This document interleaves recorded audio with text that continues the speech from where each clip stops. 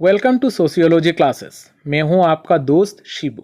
आज हम डिस्कस करने वाले हैं social structure of Indian village के बारे में। इंडिया में विलेजेस बहुत इंपॉर्टेंट रोल प्ले करता है और इनका जो स्ट्रक्चर है इसको समझे बगैर हम इंडिया का पूरी के पूरी जो इंडिया है इसके स्ट्रक्चर को समझ ही नहीं पाएंगे। तो इंडिया के जो विलेजेस है उनका सोशल स्ट्रक्चर को समझना हमारे लिए बहुत ज़्यादा ज़रूरी है। इंडियन विलेजेस का मेन 3 पिलर्स होते हैं, कास्ट, क्लास एंड जेंडर। ये तीनों के बेसिस पे हमारा विलेजेस का सोशल स्ट्रक्चर फॉर्म होता है और इसके बारे में ही आज के इस क्लास में हम डिटेल में डिस्कस करने वाले हैं। यहाँ पर जो सोशल स्ट्रक्चर है विलेजेस का, वहाँ पर कास्ट, क्लास एंड जेंडर ये तीनों इक्वली इंपॉर्टेंट है। और ट्रेडिशनल इंडियन सोसाइटी जो है, ट्रेडिशनल इंडियन सोसाइटी को अगर हमें समझना है तो विलेजेस को समझना बहुत ज़्यादा ज़रूरी है। ये बाकी सारे कंट्रीज़ का जो कल्चर है इससे थोड़ा यूनिक है। इसका जो इंडिया का जो ट्रेडिशन है ये भी बाकी सारी कंट्रीज से यूनिक है। तो इस वजह से हम विलेजेस के सोशल स्ट्रक्चर को समझने की कोशिश करते हैं ताकि हम ओवरऑल इंडिया के स्ट्रक्चर को समझ सके। अब यहाँ पर जो स्ट्रक्चर है 3 चीज़ों के ऊपर बेस्ड है, cast, class and gender.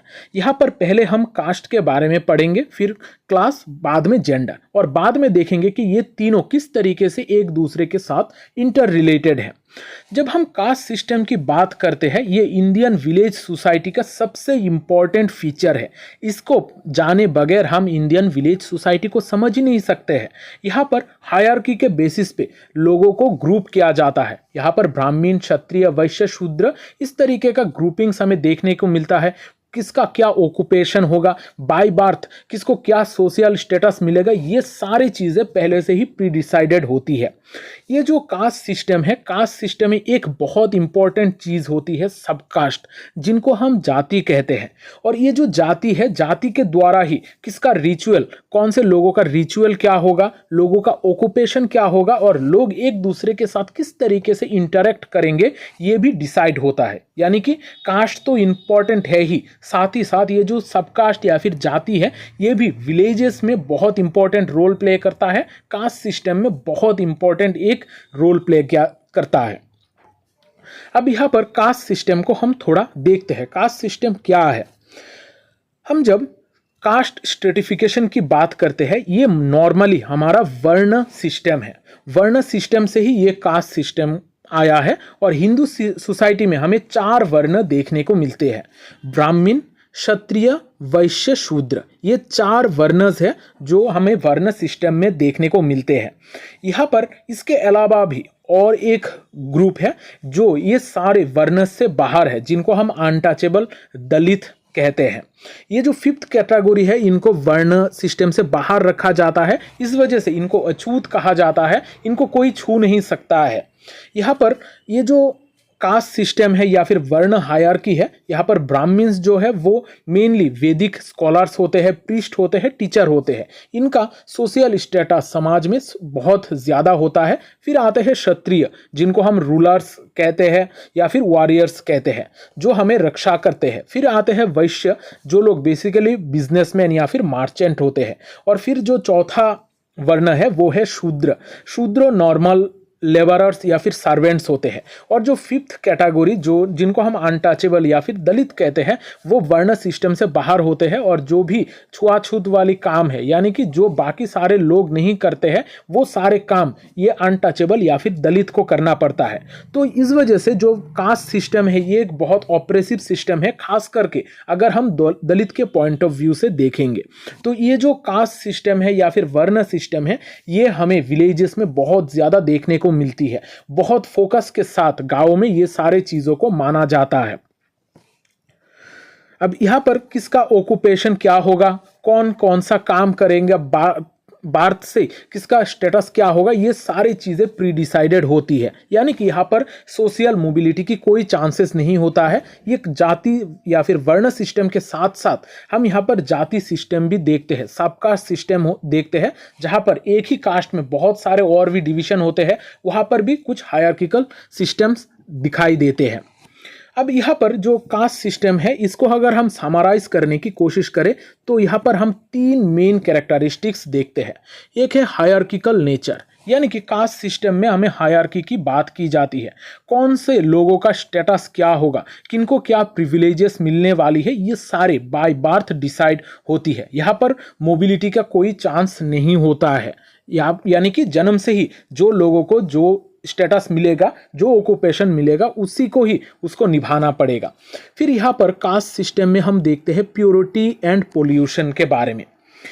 Purity and pollution का बात कास्ट सिस्टम में बहुत ज़्यादा आता है। जो लोग ऊपर के कास्ट है वो लोग बहुत ज़्यादा प्योर होते हैं, और जो लोग निचले यानी कि दलित होते हैं वो लोग इम्प्योर माने जाते हैं। इस वजह से जो सोशल प्रैक्टिसेस है वो भी इसी तरीके से अरेंज की जाती है।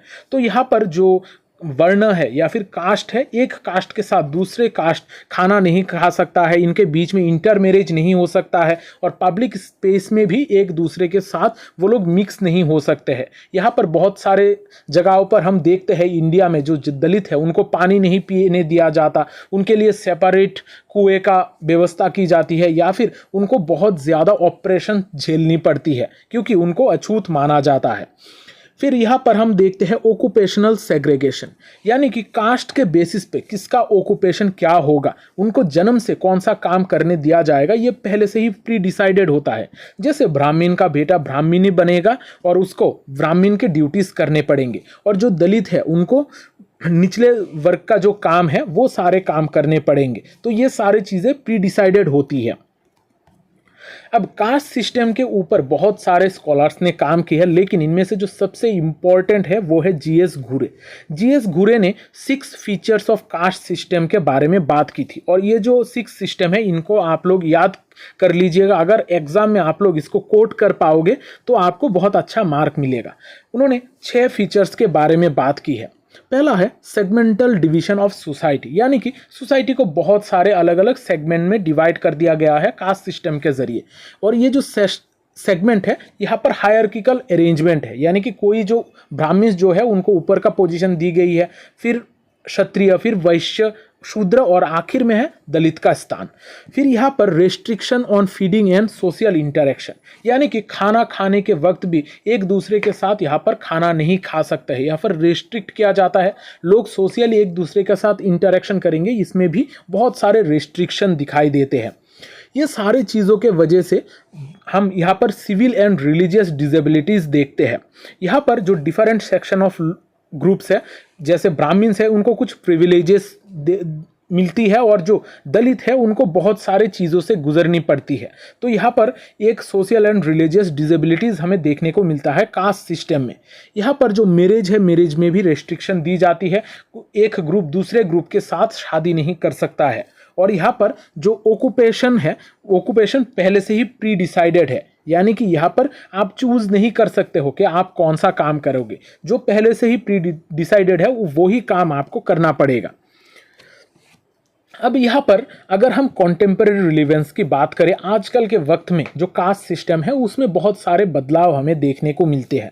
बहुत सारे कानून लाए गए इंडिया में, बहुत सारे पॉजिटिव डिस्क्रिमिनेशन की बात की गई है, एफर्मेटिव एक्शंस लाए गए हैं, रिजर्वेशन पॉलिसीज लाई गई है। इन सारी चीज़ों के वजह से हम देखते हैं इंडिया का जो कास्ट सिस्टम है इसमें बहुत सारे परिवर्तन आए हैं। खास करके जो मार्जिनलाइज्ड सेक्शन है, जो दलित है, उनका पोजीशन थोड़ा बेहतर हुआ है।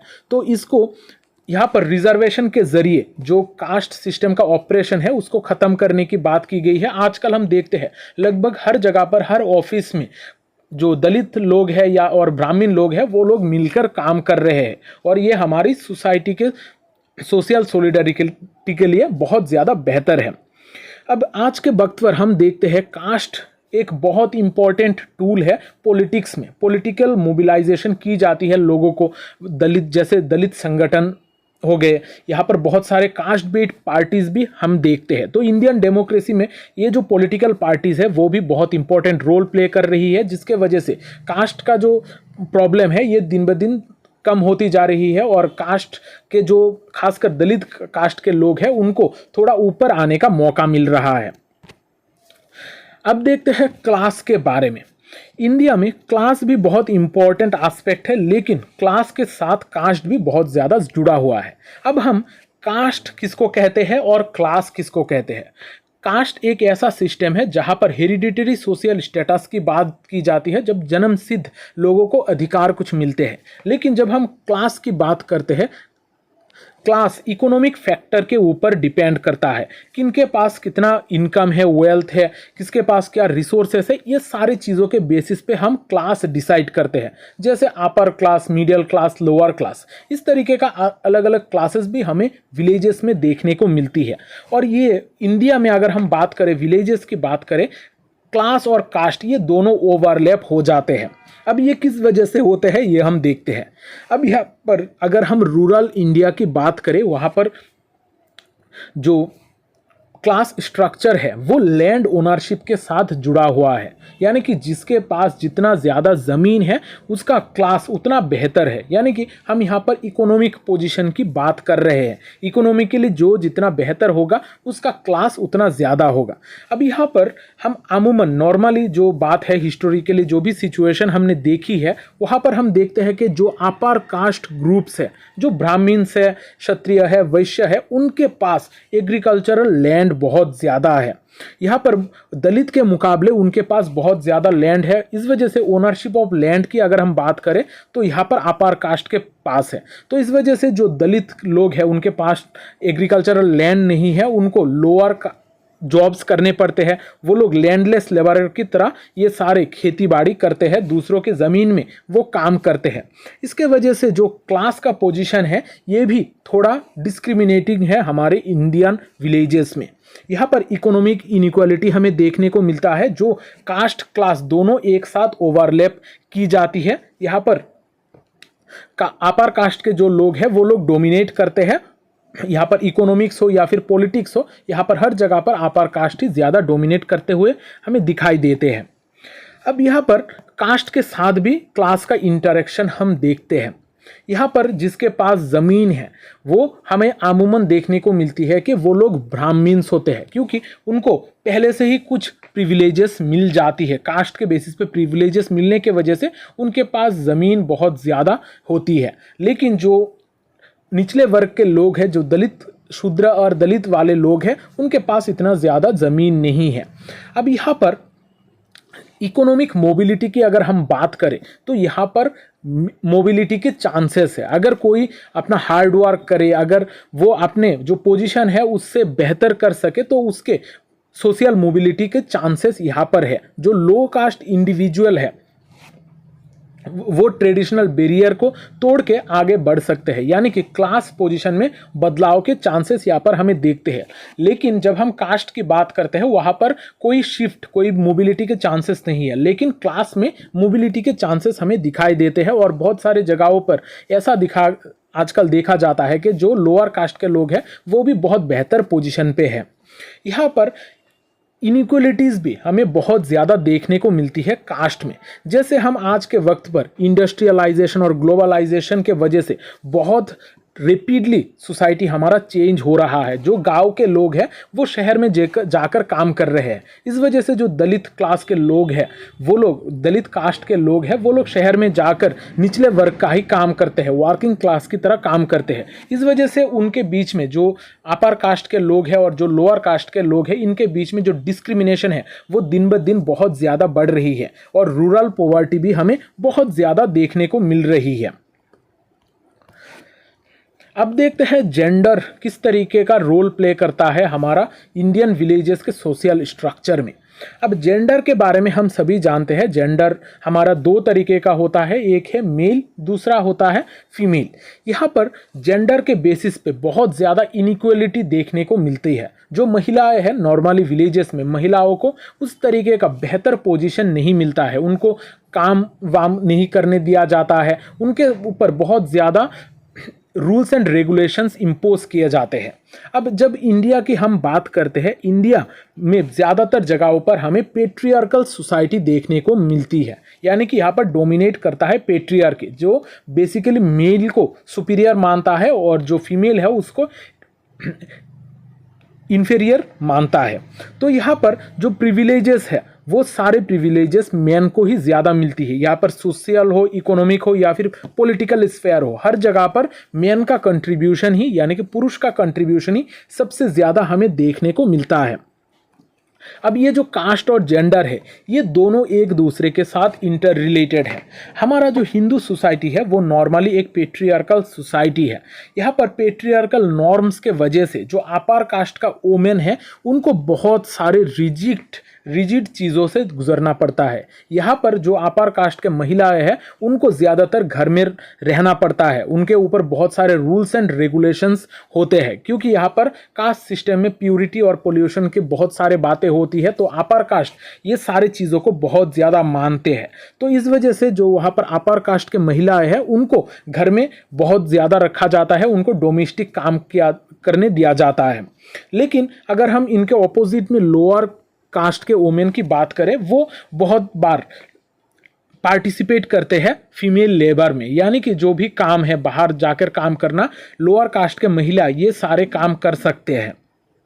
यहाँ पर ये काम तो कर रहे हैं लेकिन इसके वजह से उनको डबल ऑपरेशन झेलना पड़ रहा है। यानी कि यहाँ पर उनको घर में तो डिस्क्रिमिनेशन झेलना पड़ रहा है पुरुषों से, लेकिन वो लोग जहाँ पर काम करने जा रहे हैं वहाँ पर भी उनको प्रॉब्लम झेलनी पड़ रही है। उनके खिलाफ वायोलेंस होते हैं, उनके साथ एक्सप्लॉयटेशन किए जाते हैं, ये सारी चीज़ें उनको झेलनी पड़ती है। यानी कि अब ये जो लोअर कास्ट के वोमेन है इनको घर में और घर के बाहर भी ऑपरेशन झेलनी पड़ती है।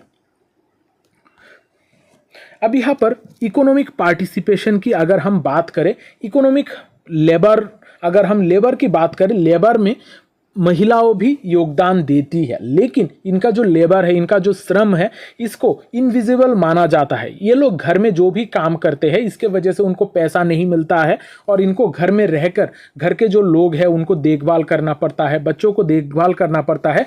इनका जो काम है इसको काम ही लोग कंसिडर नहीं करते हैं। इस वजह से ये लोग ज़्यादातर अनपेड रह जाते हैं। और जो भी कुछ लोग जाकर बाहर जाकर काम करते हैं उनके बीच में जो वेज गैप है, यानी कि जितना पैसा दिया जाता है काम करने के बाद, उसमें भी बहुत ज़्यादा अंतर देखने को मिलता है। अगर सेम काम कोई पुरुष करे तो उसको अगर 200 रुपये मिलेंगे, तो अगर कोई महिला करेगी सेम काम तो उसको 100 रुपये मिलेंगे। यानी कि यहाँ पर जेंडर के वजह से उनको डिस्क्रिमिनेट किया जाता है। सेम काम के बावजूद भी उनको दो लोगों को दो तरीके का पैसा मिलता है। यहाँ पर इनइक्वलिटी का और एक वजह है कि जो महिलाएं हैं उनको एजुकेशन और हेल्थ केयर फैसिलिटीज़ इतना ज़्यादा नहीं मिलता है। महिलाओं को पढ़ाई लिखाई करने की सुविधा इंडिया के विलेजेस में उपलब्ध नहीं है, या फिर जो घर के लोग हैं वो उनको पढ़ाना नहीं चाहते हैं। तो इस वजह से इकोनॉमी में पार्टिसिपेशन करने चाहते हैं, लेकिन फिर भी वो लोग इसमें सक्षम नहीं होते हैं, क्योंकि उनका गाँव, उनका घर परिवार उनके साथ नहीं खड़ा होता है। फिर यहाँ पर हम देखते हैं वायोलेंस एंड रिप्रेजेंटेशन। यहाँ पर जेंडर बेस्ड वायोलेंस हमें बहुत ज़्यादा देखने को मिलता है। यहाँ पर gender based violence, dowry death, domestic abuse, sexual violence, ये सारे चीज़ें महिलाओं के साथ होती है। यहाँ पर पेट्रियार्कल कंट्रोल होने के वजह से जो मेल है वो डोमिनेट करता है और महिलाओं जो है उनको अपना ऑटोनॉमी नहीं मिलता है और उनके साथ बहुत ज़्यादा एक्सप्लॉयटेशन किया जाता है। ये सारे चीज़ों के वजह से हम कह सकते हैं कि जो महिलाएं हैं वो हमारे आज के वक्त पर भी political leadership, decision making process में भी इतना ज़्यादा रिप्रेजेंट नहीं कर पा रही है। बहुत सारे कानून बनाए गए हैं इंडिया में। 73rd और 74th अमेंडमेंट के द्वारा महिलाओं का रिप्रेजेंटेशन 1/3 करने की कोशिश की गई। इसके अलावा भी बहुत सारे कानून लाए गए, लेकिन ये सारे कानून के बावजूद भी, लीगल प्रोविजंस के बावजूद भी, जो पॉलिटिकल सिनेरियो में जो रिप्रेजेंटेशन है या फिर जो भी पॉलिटिकल डिसीजन मेकिंग में पावर है वो आज भी पुरुष के पास है। बहुत कम देखा जाता है कि महिलाएं डिसीजन मेकिंग प्रोसेस में अपना योगदान दे रही है, वो लोग लीडर बन रहे हैं। बहुत कम ऐसा है, ज़्यादातर डोमिनेट करते हैं पुरुष। तो यहाँ पर हमने कास्ट, क्लास और जेंडर को, हमने तीनों को सेपरेटली समझने की कोशिश की है, लेकिन ये जो तीनों है इनको हम अलग रखकर सोच नहीं सकते हैं। इंडियन विलेज का जो स्ट्रक्चर है ये तीनों एक साथ मिलकर काम करते हैं, यानी कि ये तीनों caste, class and gender intersect करते हैं। और अगर हमें विलेज को समझना है तो तीनों को एक साथ मिलकर समझना होगा। सिर्फ एक पॉइंट को समझने से हमारा विलेज को समझना नहीं होगा। यहाँ पर हमें देखते हैं ओवरलैपिंग ऑपरेशन, यानी कि यहाँ पर कास्ट, क्लास एंड जेंडर ये तीनों एक साथ मिलकर महिलाओं के ऊपर बहुत ज़्यादा ऑपरेशन किया जाता है। यहाँ पर जो महिलाएं हैं उनको घर में ही रखा जाता है, उनके साथ अनइक्वल बिहेवियर किया जाता है। जैसे हम अगर बात करें, जो दलित वुमेन है वो कास्ट के बेसिस पे भी उसको प्रॉब्लम्स झेलनी पड़ती है, उसको क्लास के वजह से भी उसको प्रॉब्लम झेलनी पड़ती है, और जेंडर के वजह से भी उसको प्रॉब्लम झेलनी पड़ती है। यानी कि यहाँ पर कास्ट, क्लास और जेंडर ये तीनों मिलकर जो महिलाएं हैं उनके लिए प्रॉब्लम और भी ज़्यादा क्रिएट कर रही है, और समाज में जो सिस्टमेटिक इनइक्वलिटी है उसको रीइंफोर्स कर रही है। यानी कि इनइक्वलिटी को बनाए रखने के लिए ये काम कर रही है कास्ट, क्लास एंड जेंडर। यहाँ पर अगर हम स्ट्रक्चरल इनइक्वलिटी की बात करें, स्ट्रक्चरल इनइक्वलिटी भी हमें देखने को मिलता है। कास्ट के बेसिस पे जो इनइक्वलिटी है, यहाँ पर मोबिलाइजेशन नहीं होती है, यानी कि कोई अपना पोजीशन कास्ट में नहीं चेंज कर सकता है। लेकिन फिर भी जो क्लास है इसमें बहुत ज़्यादा चेंजेस के चांसेस है। और आज के वक्त पर हम देखते हैं कि एजुकेशन, हेल्थ और पॉलिटिकल पार्टिसिपेशन के वजह से जो निचले वर्ग के लोग हैं उनको बहुत सारे सुविधाएं मिल रही है। जैसे दलित है उनको सुविधाएं मुहैया किया कराई जा रही है, जो महिलाएं हैं उनका भी पोजीशन बेहतर हो रही है। यानी कि यहाँ पर स्ट्रक्चरल इनइक्वलिटी जो है वो दिन ब दिन धीरे धीरे कम हो रही है। यहाँ पर बहुत सारे रेजिस्टेंस एंड चेंज भी हम देखते हैं। बहुत सारे दलित एक्टिविज्म हम इंडिया में देखते हैं। बहुत सारे ऐसे पॉलिटिकल पार्टीज हैं जो कास्ट के बेसिस पे फॉर्म हुई है।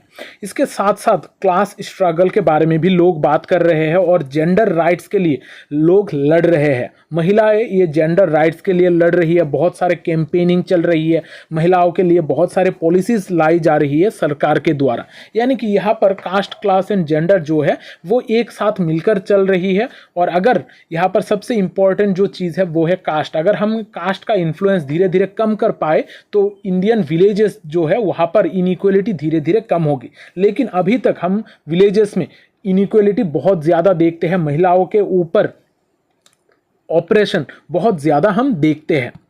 आज का क्लास मैं यहाँ पर ही ख़त्म करता हूँ। आशा करता हूँ ये जो क्लासेस मैं करा रहा हूँ इससे आप लोगों को हेल्प मिल रही है। यहाँ पर इग्नो MS सोशियोलॉजी के सारे प्लेलिस्ट आपको मिलेंगे। आप लोग मेरे चैनल पे देखिएगा, प्लेलिस्ट सेक्शन में आपको सारे प्लेलिस्ट मिल जाएंगे। यहाँ से आप लोग अपना एग्ज़ाम का प्रिपरेशन कर सकते हो। साथ ही साथ अगर आप लोगों को PDF की ज़रूरत है तो आप लोग PDF परचेस कर सकते हो। मैं डिस्क्रिप्शन में इसका लिंक दे दूँगा। इसके अलावा भी जो टेलीग्राम चैनल है उसको ज्वाइन कर लीजिएगा। वहाँ पर आप मुझसे डायरेक्टली कॉन्टैक्ट कर सकते हो। अगर आपको कोई दिक्कत हो, पेमेंट में कोई दिक्कत हो या फिर क्लासेस समझ में नहीं आ रही है तो आप वहाँ पर मुझे बता सकते हो। तो यहाँ पर आज का जो सेशन है मैं यहाँ पर ही ख़त्म करता हूँ। ये जो वीडियो है इसको लाइक कर दीजिएगा और दोस्तों के साथ शेयर कर दीजिएगा, क्योंकि शेयरिंग इज़ केयरिंग। मिलते हैं अगले सेशन में, तब तक अच्छे रहिए, स्वस्थ रहिए और लोगों में प्यार बांटते रहिए। जय हिंद।